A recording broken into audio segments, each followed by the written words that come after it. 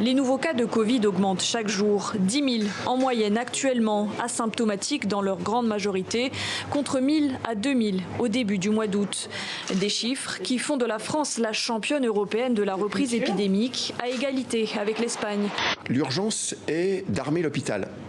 L'erreur de ce gouvernement, c'est de ne pas avoir profité des 4 mois de répit que nous a laissé l'épidémie pour ouvrir des lits de réanimation pérennes.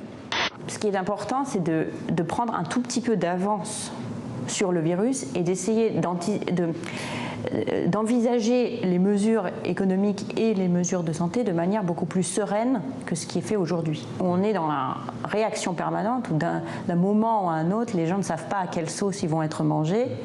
Je jure fidélité au roi, obéissance à la Constitution.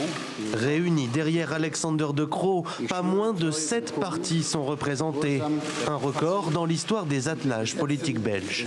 Tout le monde est content. Les socialistes sont contents parce qu'ils parlent du retour du cœur, le volet social est mis en avant. Les Verts sont contents parce que l'environnement, le climat, la mobilité deviennent des priorités. Les libéraux sont contents parce qu'il n'y aura pas d'impôts. Déterrer le rapport mapping rendu il y a 10 ans jour pour jour.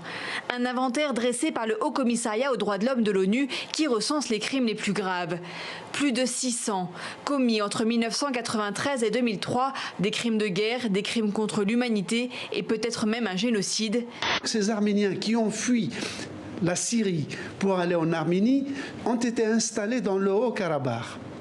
Et si jamais ces djihadistes de Syrie qui les ont déjà fait souffrir en Syrie viennent se battre sur le terrain du Haut-Karabakh, ce serait un tragique paradoxe que les mêmes persécuteurs qu'ils aient eus en Syrie les rattrapent dans le Haut-Karabakh.